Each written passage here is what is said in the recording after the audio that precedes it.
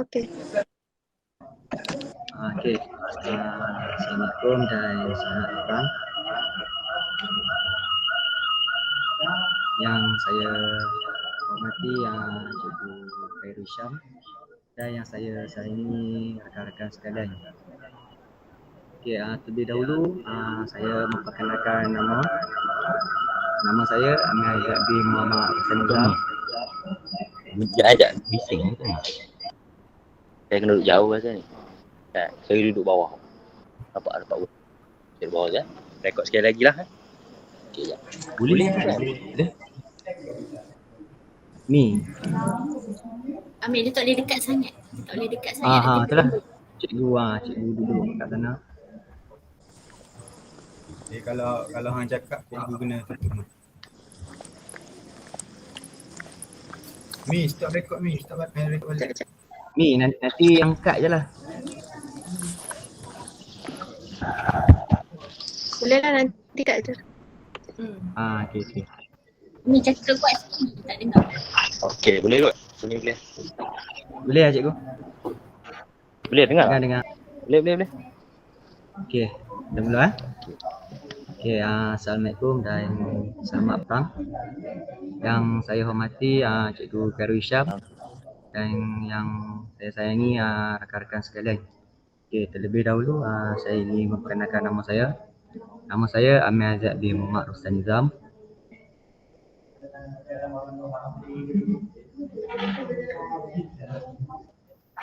Saya Umi Syafiqah binti Abdul Rahim.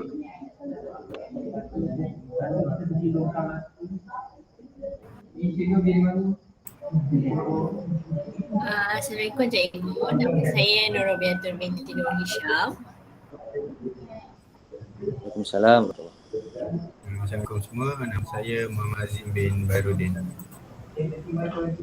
Okey, tujuan kami Geming untuk malam ni kami akan temu doga untuk guru pendidikan jasmani.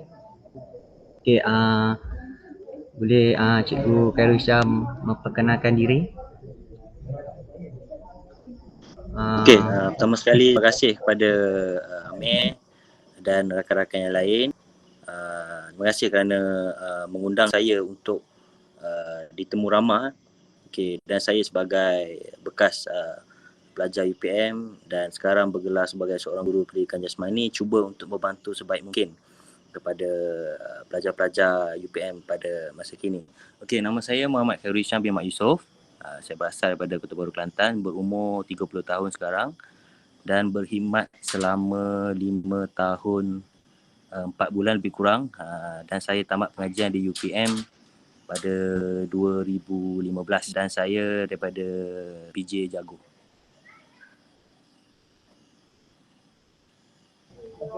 Untuk demografi cikgu, boleh saya tahu jawatan yang disandang selain pada guru PJ?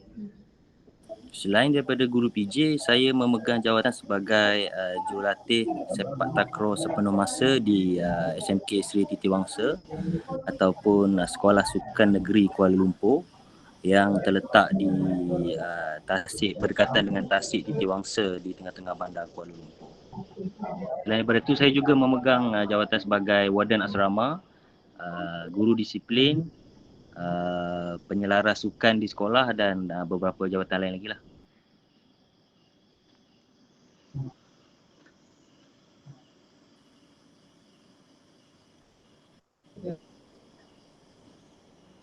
Cikgu, boleh saya tahu jumlah waktu mengajar cikgu? Setakat ni jumlah mengajar saya 16 waktu, disebabkan saya ada lagi jawatan-jawatan lain yang agak berat juga, jadi jumlah waktu mengajar saya dikurangkan sedikit berbanding dengan guru-guru lain lah. Okey, terima kasih cikgu. Sama. Boleh teruskan Umi? Tadi cikgu cakap cikgu jadi jurulatih sepenuh masa sebagai sepak takraw kan? Ya. Jadi tempat perkhidmatan cikgu mengajar tu di sekolah yang sama? Ya, sekolah sama. Saya pertama kali ditempatkan di SMK Sri Titiwangsa, sehingga kini masih lagi berada di sekolah yang sama. Okey cikgu, untuk demografi guru, jadi kita boleh teruskan dengan soalan yang pertama. Okey, apakah matlamat anda sebagai seorang guru pendidikan jasmani? Okey, matlamat saya selaku seorang guru pendidikan jasmani, yang pertama sekali, apa yang ingin, ni pendapat saya secara peribadi, setelah saya baru lagi lah dalam 5 tahun dalam mengajar PJ ni. Jadi matlamat utama saya adalah untuk menerangkan betapa pentingnya pendidikan jasmani kepada semua murid-murid. Itu yang pertama. Dan yang kedua tentang saya nak murid-murid saya dapat menguasai kemahiran motor dengan baik di hujung tajuk. Contohnya bola sepak. Seorang pelajar tidak dapat menendang dengan baik, tapi di hujung pembelajaran saya nak pastikan pelajar saya dapat melakukan tendangan bola dengan baik, dengan yang betul, dengan teknik yang betul. Dan dari segi domain kognitif pula, saya nak pastikan pelajar saya menguasai kemahiran kognitif dengan baik. Contohnya dalam kelas saya mengajar tentang sistem kardiovaskular, saya nak pastikan pelajar saya apabila tamat kelas saya, mereka dapat memahami dan dapat menerangkan semula apa itu sistem kardiovaskular sebagai contoh. Yang terakhir dari segi efektif pula, saya nak memupuk rasa tanggungjawab, bekerjasama, semangat bekerjasama dalam kalangan kumpulan. Dan dari segi pergaulan mereka, sekurang-kurangnya saya nak membentuk jati diri yang kuat supaya pelajar-pelajar ataupun murid-murid saya ni tidak malu untuk berkomunikasi, supaya yang kadang-kadang bila dalam kelas ni ada pelajar yang dia tak berapa rapat dengan yang lain. Jadi di situ saya nak, dari segi efektifnya saya nak mereka kenal, tidak ada rasa kekok untuk berkawan dan bergaul dan sebagainya. Itu yang pertama, itu soalan yang satu. Okey, terima kasih cikgu. Sekarang kita boleh teruskan dengan soalan dua. Amir, sekejap boleh saya nak tanya cikgu sesuatu. Okey. Silakan. Cikgu, Ya. macam yang cikgu tahulah, cikgu sekarang mengajar di sekolah sukan Siti Wangsa. Ya. Okey, kebanyakan pelajar di sekolah sukan Siti Wangsa kebanyakan semuanya atlet sukan ataupun ada separuh student biasa ataupun memang majoriti semua atlet sukan, yang setahu saya lah. Sebelum ni saya pun pernah belajar di sekolah sukan Siti Wangsa selama 3 tahun. Dari saya form 1 sampai form 3. Okay. Lepas tu form 4 saya dah berpindah ke SSTMI sampailah saya Perayu, dan habis sekarang saya ke UPM lah. Macam dulu saya dekat sekolah Siti Wangsa, separuh pelajar awam dan separuh lagi memang atlet lah.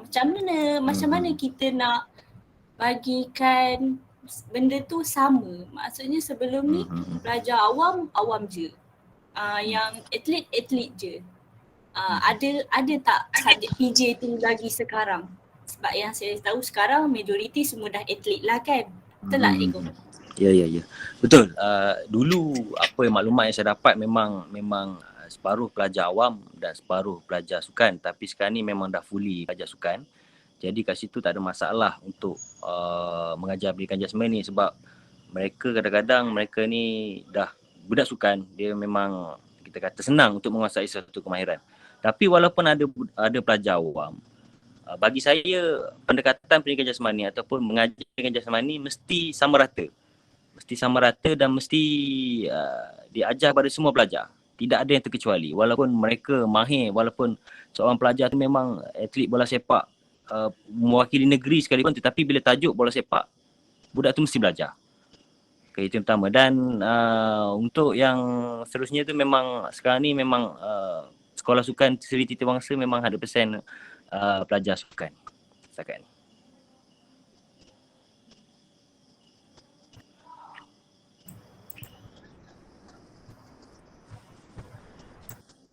Okey, seterusnya saya nak tanya cikgu, bagaimana strategi cikgu dalam menarik minat pelajar yang enggan menyertai kelas PJ?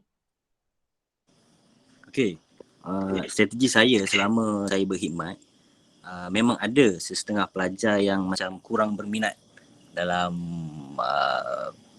dalam subjek pendidikan jasmani, sebab bagi mereka subjek pendidikan jasmani ni kurang penting bagi mereka. Tapi saya menggunakan pendekatan dekat dengan mereka. Saya cuba tanya, saya cuba menyelami perasaan mereka, apa sebenarnya yang mereka tak suka. Kadang-kadang mereka pelajar ni dia lebih suka kebebasan, maksudnya dia pelajar ni dia tidak faham kadang-kadang kita ada silibus. Ada contohnya minggu ni kita kena belajar bola sepak, minggu depan kita kena belajar olahraga, minggu yang ketiga kita kena belajar bola jaring contohnya. Jadi kita tidak faham tahu untuk bermain bola sepak saja. Jadi di situ kita kena pandai ambil hati, kita kena pandai dekat dengan pelajar. Tidak boleh kita, kadang-kadang bagi saya tak boleh terlampau strict sangat dengan pelajar. Kadang-kadang mereka zaman sekarang dengan zaman saya dulu dah berbeza bagi saya. Jadi zaman sekarang ni zaman TikTok, zaman PUBG kan. Jadi mereka lebih kepada yang macam pemikiran yang agak terbuka. Jadi kita kena sebagai cikgu kita kena pandai.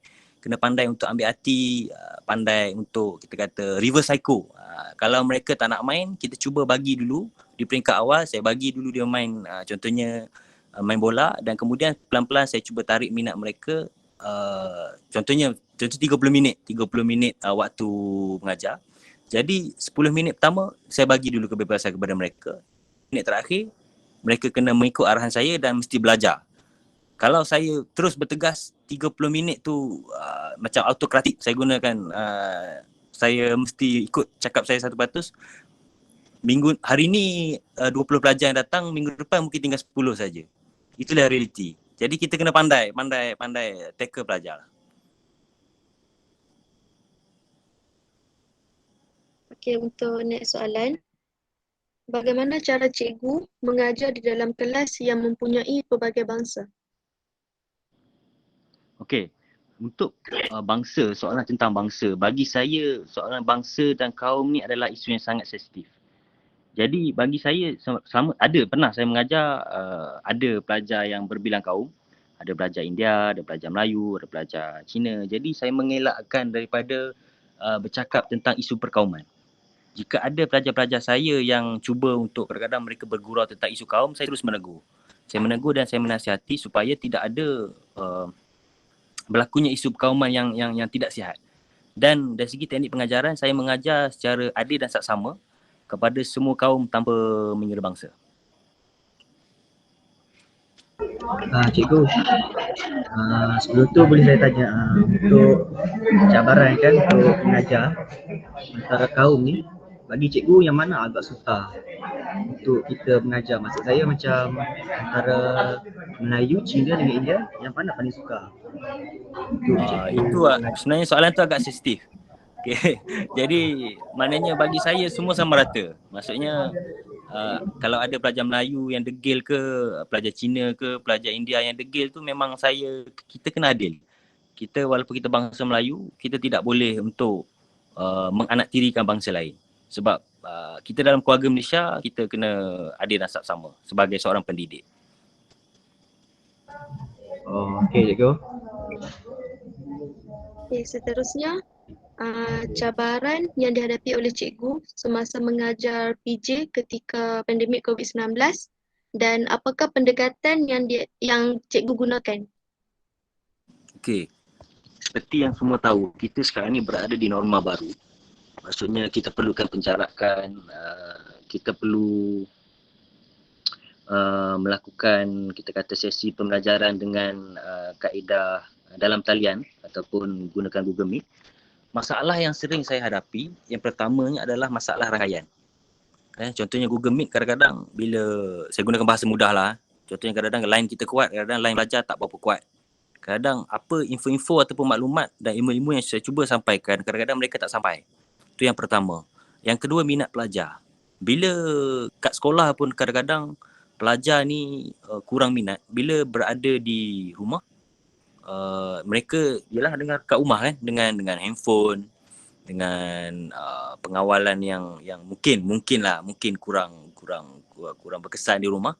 Jadi ramai tak masuk kelas. Jadi tindakan yang saya ambil, kita terpaksa, bagi saya bukan untuk kejar silibus, tidak, tapi pendekatan saya sebagai seorang pendidik, saya kena ambil berat tentang pelajar saya. Jadi saya terpaksa untuk call pelajar ibu bapa. Saya call ibu bapa. Saya tanya kenapa tidak hadir kelas.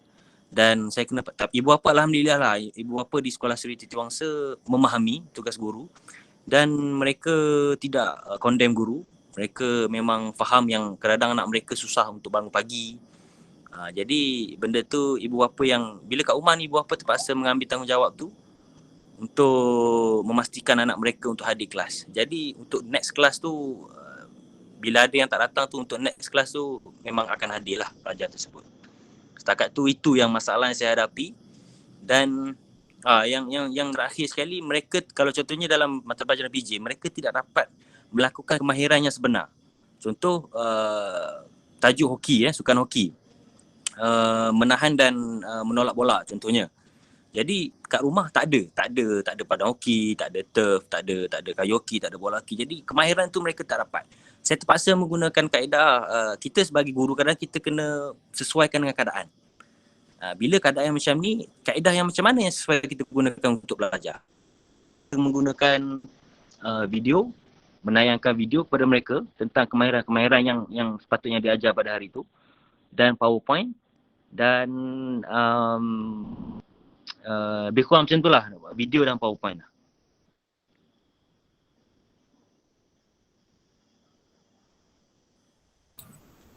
Okey, cikgu. Soalan seterusnya, bagaimanakah cikgu mengawal keadaan di dalam bilik darjah?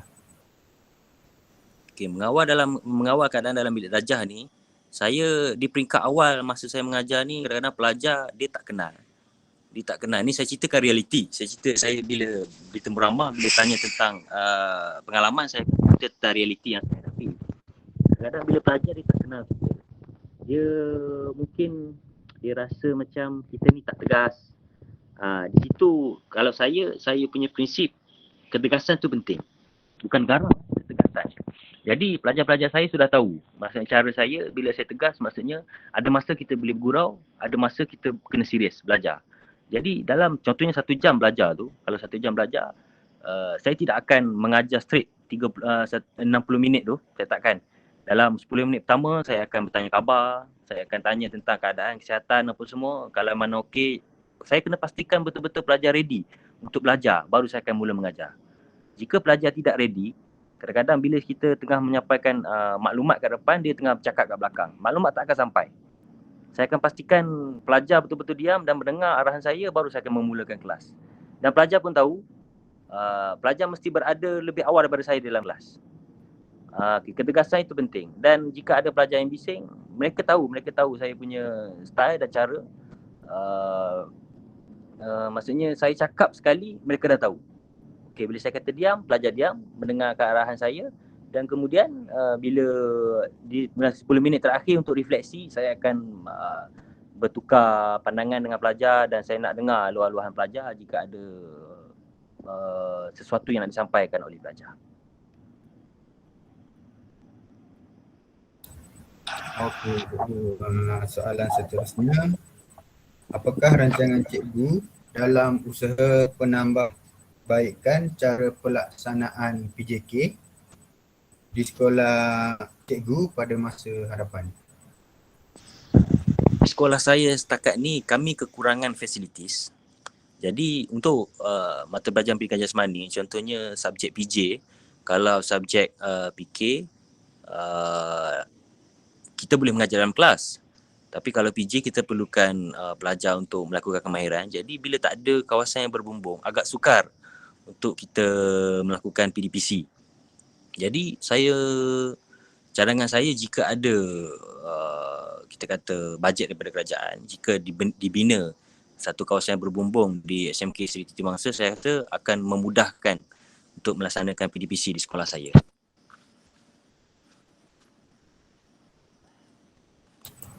Cikgu, boleh tak saya nak tahu macam mana cikgu mengajar pendidikan jasmani kepada atlet?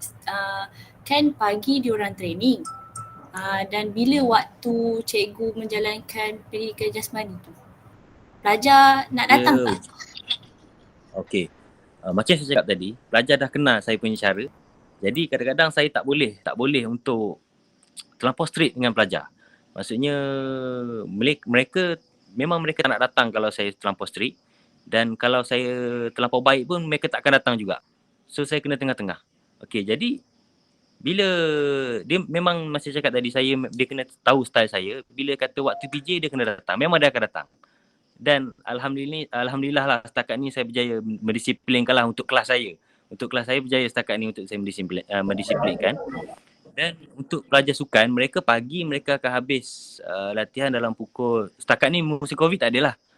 COVID tak ada. Sebelum normal asal lah, normal lama, 8.30 mereka akan masuk kelas. 8.30 mereka akan masuk kelas. Mungkin kelas PJ akan bermula pukul 8.30 hingga pukul 9. Jadi memang saya dah pesan awal-awal pada pelajar, lepas perhimpunan ataupun lepas baca doa, terus ke Padang. Saya akan berada di Padang jika tajuk pada hari itu memerlukan ruang yang besar lah, seperti Padang dan sebagainya.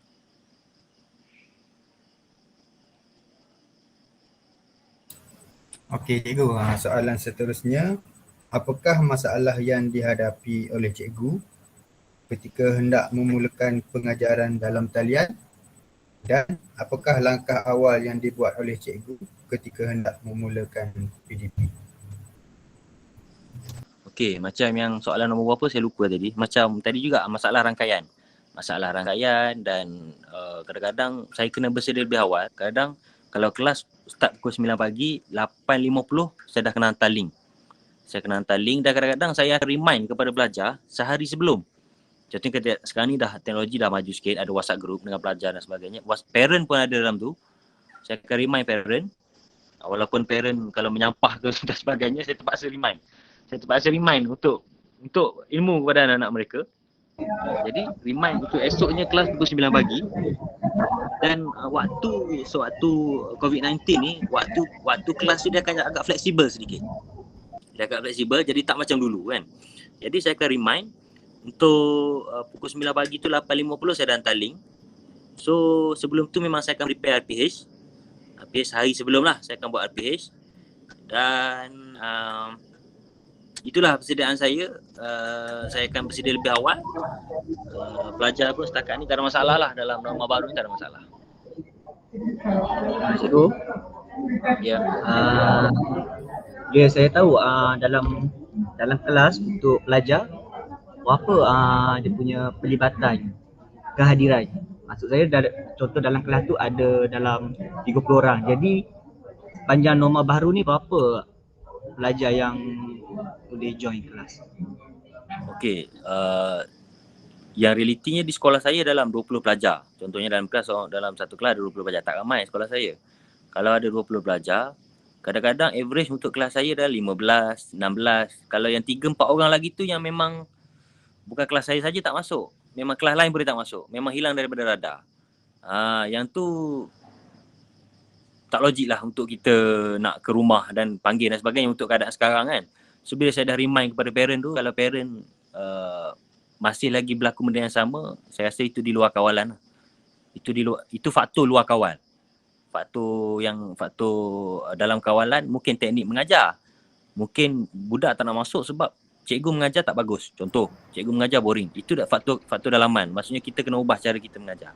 Tapi kalau pelajar tak nak masuk sebab dia bangun lambat, dia tidur pukul 5-6 pagi, esok kelas pukul 8. Itu faktor luar kawal. Kita tak boleh nak buat apa. Kalau kita call 2-3 kali pun tak angkat, saya tak nak cakap apa lah tu. Okey.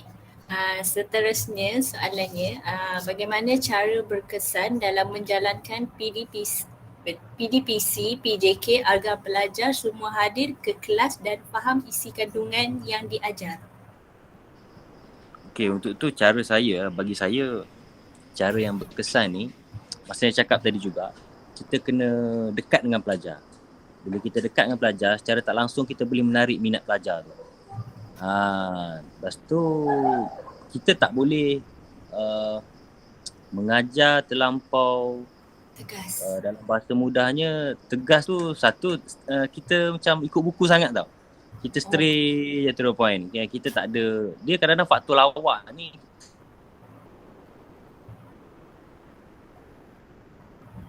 juga untuk memberikan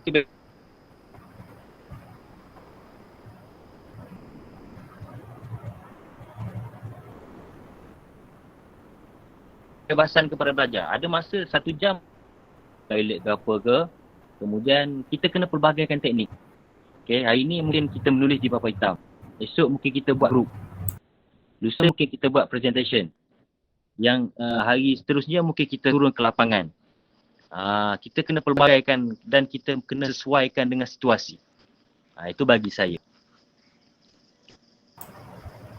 Okey, seterusnya soalannya, apakah kemahiran interpersonal cikgu sebagai seorang guru pendidikan jasmani?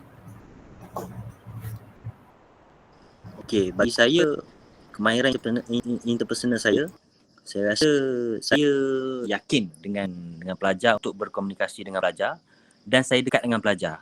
Saya dekat tu maksudnya bila pelajar, saya nampak pelajar macam ada masalah, saya cuba tarik dia, saya tanya apa masalah kan. Mungkin saya ni kadang-kadang tempat untuk pelajar meluahkan sesuatu yang mungkin masalah yang dihadapi. Dan contohnya masalah berkaitan dengan pembelajaran, masalah berkaitan dengan kehidupan yang seboleh saya tolong, saya akan tolong. Contohnya untuk memberikan nasihat lah, saya banyak memberikan nasihat kepada pelajar. Kadang-kadang lebih kepada pelajar tingkatan 5, kadang-kadang mereka nak dekat SPM, jadi lalai dan leka dengan handphone. Kat situ saya cuba untuk ambil pendekatan untuk menasihati mereka, kurangkan handphone dan lagi 3 bulan nak SPM. Sebab lepas SPM mereka boleh dah jadi dewasa. So kemahiran interpersonal saya tu memang saya dekat dengan pelajar dan saya berkomunikasi dengan baiklah dengan pelajar setakat ni.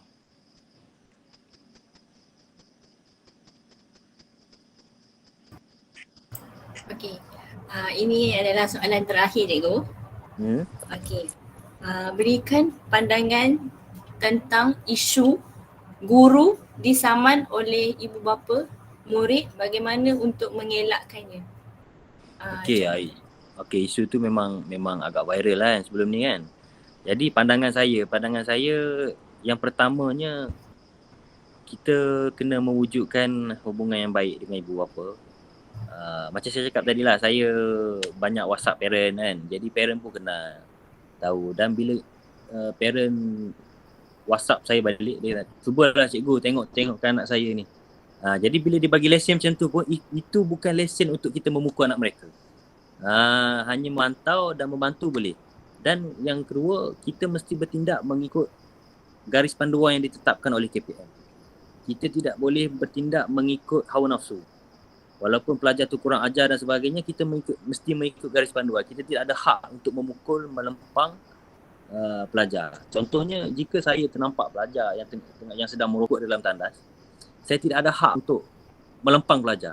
Saya cuma ambil rokok, matikan rokok, tarik pelajar tersebut masuk ke bilik disiplin, kita ikut undang-undang yang ditetapkan oleh KPM. Elakkan daripada menyentuh pelajar, elakkan daripada kita bergurau benda yang sensitiviti, contohnya seperti isu kaum, isu lucah. Benda tu kita kena elakkan. Itu daripada saya. Cikgu, saya ada satu soalan tambahan. Kan cikgu sekarang ni menjadi seorang cikgu, dalam masa yang sama tu cikgu menjadi seorang warden asrama. Jadi macam mana cikgu boleh adapt cabaran itu sebagai seorang cikgu dan sebagai seorang warden? Seperti kita dapat lihat, tugas seorang cikgu memang pada masa sekarang ni memang agak sukar dah dan banyak cabaran. Jadi macam mana cikgu cuba adapt cabaran? Cara saya, bila di sekolah saya ada ni, bila saya yang ditemu ramah, memang saya akan memberikan jawapan mengikut saya punya pengalaman lah. Saya punya cara, saya ada kadang-kadang saya ada 2 ataupun 3 watak. Watak yang pertama di sekolah, watak sebagai seorang guru PJ. Watak kedua, saya sebagai warden. Jadi dah banyak kali dia memang akan menimbulkan masalah. Berlaku juga masalah di asrama. Macam biasalah kan. Tak ada masalah tu bukan sekolah, tu menipu namanya kalau tak ada masalah di asrama. Okay, jadi bila berlaku masalah di asrama, saya cuba menyelesaikan dengan cara yang profesional, yang tidak melibatkan kita kata mendatangkan masalah kepada saya dan juga pelajar. Jadi watak sebagai warden tu saya kena ada supaya pelajar mengikut dan berdisiplin di asrama. Jadi pelajar pun tahu bila di asrama saya sebagai warden, mereka kena dengar cakap saya sebagai warden, kena berdisiplinkan diri. Di sekolah mereka kena belajar sebagai seorang pelajar dan belajar pendidikan jasmani apabila saya mengajar mereka. Saya ada 2 watak tu. Itu cara saya.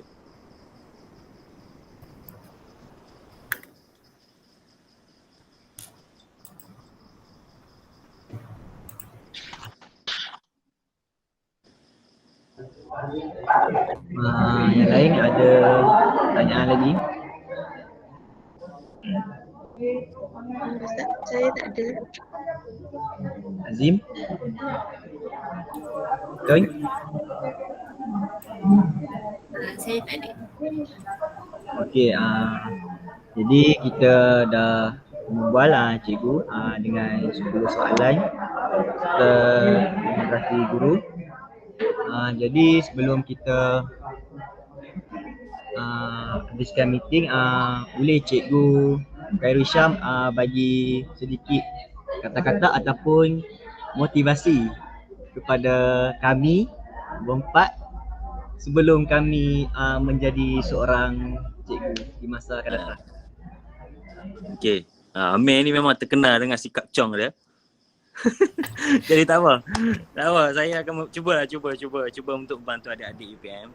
Okay, pertama sekali saya mendoakan yang terbaik kepada semua pelajar UPM, terutama sekali pelajar pendidikan jasmani. Kepada adik-adik, saya doakan semoga semua lulus dengan cemerlang, berjaya dalam interview dan saya doakan bakal menjadi seorang guru pendidikan jasmani suatu hari nanti. Dan cabaran yang sebenar tu akan bermula setelah anda menjadi guru PJ nanti. Dan jangan malukan UPM. Cuba yang terbaik, tunjukkan kepada semua sekolah yang UPM yang terbaik. Dan saya pegang kata-kata ni, pelajar PJ UPM ni ibarat seperti campak ke darat menjadi gunung, campak ke laut menjadi pulau. Di mana-mana pun kita boleh hidup. Okay, saya doakan yang terbaik, insyaAllah. InsyaAllah, amin. Terima kasih cikgu. Okay, itu saja kot daripada. Ada apa-apa lagi ya? Ada dah tu untuk review 10 alannya lah. Okey. Terima kasih semua. Cikgu. Ya. Cikgu lari topik sikit. Dah habis lah tapi lari topik. Cikgu masuk tahun nila. Stop rekod tu. Apa nanti boleh cut? Nanti dekat lah. Saya masuk 2000